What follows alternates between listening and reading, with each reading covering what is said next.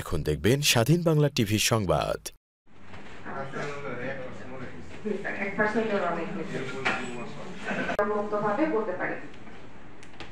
আমরা আসলে কারিগর ডাক্তার ফারিয়ার ছুটির মুখে মুখে বললো যে এখন আপনারা কিন্তু নিউট্রিশন যে কিশোরীদের যে বেসিক নিউট্রিশন সম্পর্কে কোনো প্রশ্ন থাকবে আমাদের করতে পারেন।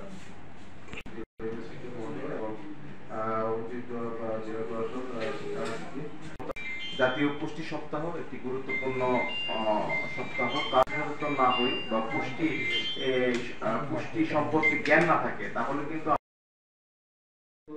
আমরা অসুস্থ হয়ে যাব। তো এর জন্য প্রতিটি মানুষেরই